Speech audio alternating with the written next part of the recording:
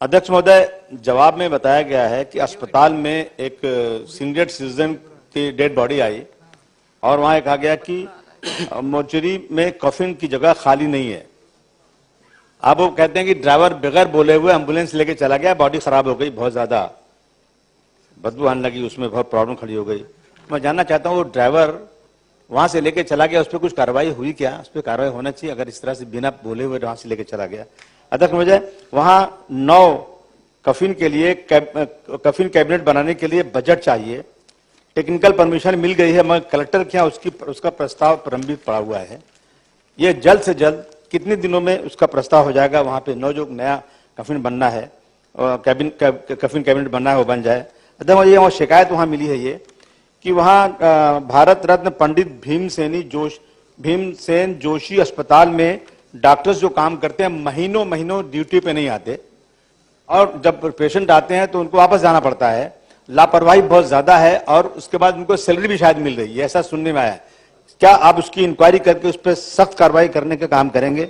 अध्यक्ष महोदय, अस्पतालों में जा रहे हैं लोग, बेड नहीं मिल रही है, दवाएं नहीं मिल रही, सुविधाएं नहीं है। मैं मंत्री महोदय से कहना चाहता हूं, मंत्री महोदय, सरकार बहुत बड़े वादे कर रही है कि हम फ्री इलाज कर रहे हैं, 5 लाख रुपए का बीमा हो गया है, एक सेंट्रल गवर्नमेंट की स्कीम, महाराष्ट्र गवर्नमेंट की स्कीम।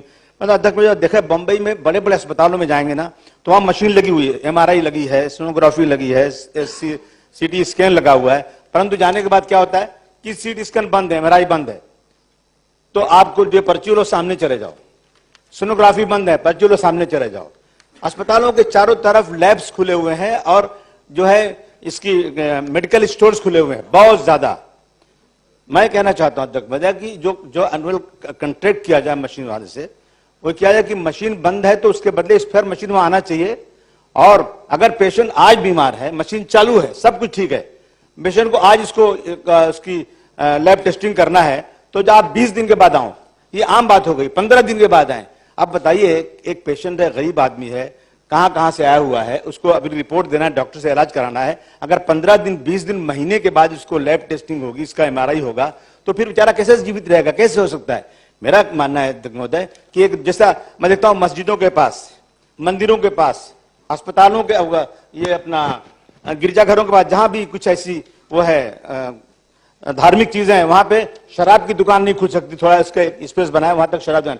आप एक रूल बनाइए कि बड़े बड़े अस्पतालों के पास कोई भी मेडिकल स्टोर नहीं खुल सकता, कोई लैब नहीं खुल सकता, क्योंकि ये एक जबरदस्त साजिश चल रही है और गरीब बेचारा परेशान है और उनको पर्ची देता, जाओ वहां से दवा लेकर आओ, जाओ वहां लैब टेस्ट कराओ। इन चीजों पे आपने वादा किया मुझे कि आप शताब्दी अस्पताल और जो आप आए थे, आप खुद मैं धन्यवाद करता हूं आपका, आप आए थे वहां पर शिवाजी मिलिट्री होम के अंदर, वो अस्पताल जो है 2 साल पहले शुरू हो गया, अभी तक सुविधाएं नहीं है और जैसा लगता है कि कोई माली 7 माले का इतना ज्यादा करोड़ों रुपया खर्च कर अस्पताल बना हुआ है, एक डिलीवरी का ऑपरेशन ही नहीं होता। अभी एक हो गया, एक लेडी बेचारी गई वहां पे और कहा भाई ये क्रिटिकल पोजीशन है, यहाँ इलाज नहीं कर सकते, उसको भेज दिया साइन में सुबह सवेरे 5 बजे से लेकर 12 बजे तक वो औरत चिल्लाती रही, मुझे फोन करती रही, मैं ढूंढता रहा किसको बोलूं क्या। 12 बजे के बाद उसको अंदर लगे, फिर उसका ऑपरेशन हुआ।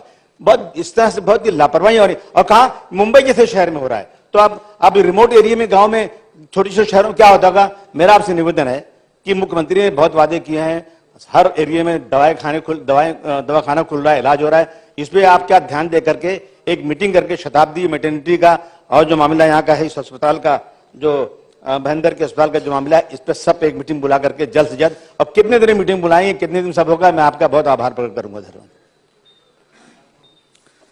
सदर हॉस्पिटल जे आहे भारतरत्न पंडित भीमसेन जोशी रुग्णालय, त्याला आपण टेंबा रुग्णालयही म्हणतो, याच्यामध्ये जो मूळ प्रश्न आहे की त्या ठिकाणी ज्या रुग्णाचा मृत्यू झाल्यानंतर त्यांना शवपेटी उपलब्ध झाली नाही। खरं तर त्या ठिकाणी शवपेटी सर्व अगोदरच ते पॅक होतं, काही शवपेट्या खरेदी करण्यासाठी आपला प्रस्ताव गेलेला आहे, तो DPC मधून मंजूर झालेला आहे। त्याच्यानंतर ह्या प्रस्तावास उपसंचालक ठाणे यांच्या मार्फत टेक्निकल सँक्शनही दिलेला आहे, जिल्हा अधिकाऱ्याकडे तो पेंडिंग आहे। आजच त्यांना, आता जसं आपला सभागृह संपेल त्यांना फोन करून सांगतो, याचं इमिजिएट बजेटरी प्लॅनिंग करून 75,000ला एक ते पॅकेट असतं ते तुम्हाला जे काही 9 आपल्याकडे कमी आहेत त्याच्या इमिजिएट प्रोव्हिजन केली जाईल. आणि त्या ठिकाणी राहिला विषय सोयी सुविधांचा, जो आपण जे काही प्रश्न उपस्थित केले मगाशी आपल्याला सांगत होतो त्याविषयी मी तुमच्या हॉस्पिटलला येऊन गेलो. आता परत एकदा ह्या अधिवेशनाच्या कालखंडामध्येच आपल्याबरोबर ह्या ज्या काही असुविधा त्या ठिकाणी आहेत त्याच्याबद्दल एक बैठक लावू आणि त्याच्यावरती सकारात्मक भूमिका आपण घेऊ.